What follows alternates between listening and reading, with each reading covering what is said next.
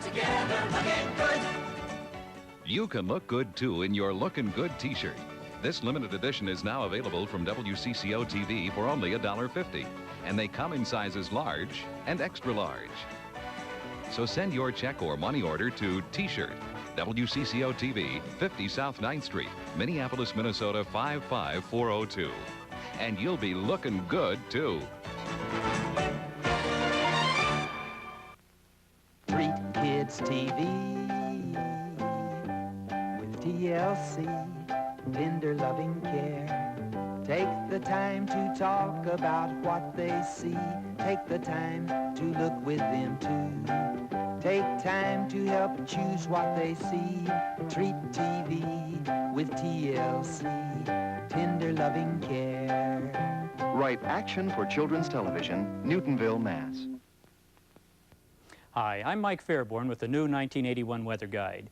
Each day gives you record high and low temperatures, sun and moon activities, and astronomical events, followed by a monthly phenology page. And seasonal photography reflects the mood of each month. You can pick up a weather guide for $4.95 at the Science Museum of Minnesota, the Freshwater Institute, or WCCO-TV. Or you can mail $4.95 to Weather Guide, WCCO-TV, 50 South 9th Street, 55402. We now return to Rio Grande, starring John Wayne and Maureen O'Hara.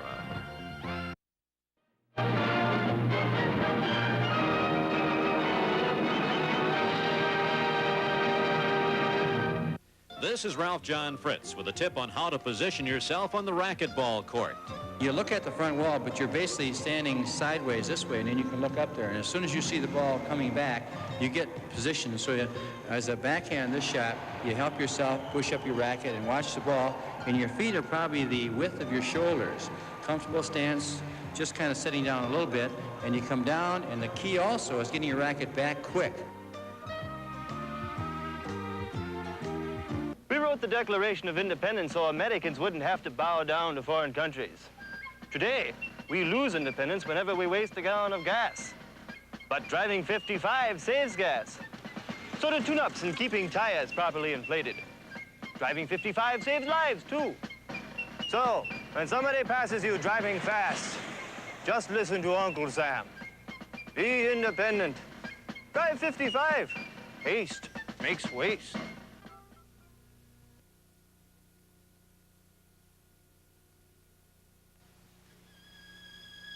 WCCO Television, Minneapolis, St. Paul.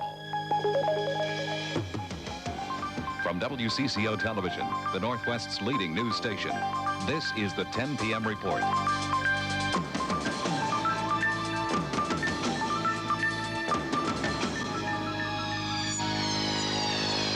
Good evening, and thank you for joining us tonight. The Minnesota Gophers improved their Big Ten record to 3-3 with a win over Illinois in Champaign today.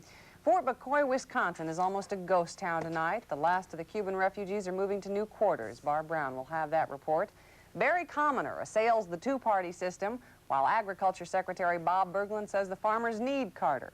Both made campaign appearances today in the Twin Cities. And in our series, Message from Main Street, the people of Little Falls talk about the campaign issues of abortion and the ERA. Mike? At the top tonight, the dual issues that have dominated much of the news this year, the presidential campaign and the hostages in Iran. The 52 Americans tonight are completing their 52nd week in captivity. Their possible release in coming days hangs over the political landscape as Ronald Reagan campaigns in the key industrial state of Michigan and President Carter tries to turn out the traditional Democrats in Texas. We have reports now from Jerry Bowen and Jed DeVal. On his final campaign swing through Michigan, a state he needs and expects to win, Reagan was given a political assist by former President Gerald Ford. In Mr. Ford's hometown of Grand Rapids, the former president expressed sorrow and anger over the Carter administration's economic record. And to hear Reagan today, one would not have known that he once ran a bitter campaign against Mr. Ford. Today, it was Reagan lauding the former president's economic policies and lashing Mr. Carter for not maintaining them. The inability of Jimmy Carter to handle the job, his total inability to fill Jerry Ford's shoes, is the reason why he does not deserve 4 more years of being the President of the United States. The campaign went on to Battle Creek, where Mr. Ford repeated his criticism and made a prediction.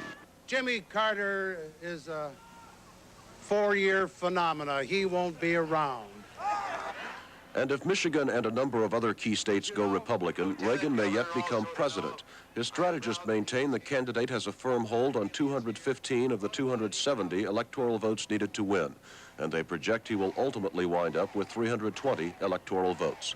Jerry Bowen, CBS News, with the Reagan campaign in Michigan. At his first stop in this toss-up state, Mr. Carter looked out at a crowd of 3,000 in Houston filling an open theater. Local Democrats remembered wistfully that when Hubert Humphrey came here late in the 1968 campaign, the crowd filled the Astrodome. This morning in Brownsville, the president told a largely Hispanic crowd that just after he was first elected, he offered a cabinet post, Attorney General, to federal Judge Reynaldo Garza. I regret very much that because of personal considerations in his own family, that the United States did not have the benefit of his service in that cabinet post as Attorney General. He would have been the first Hispanic Attorney General in the history of our country. Then to the Alamo to continue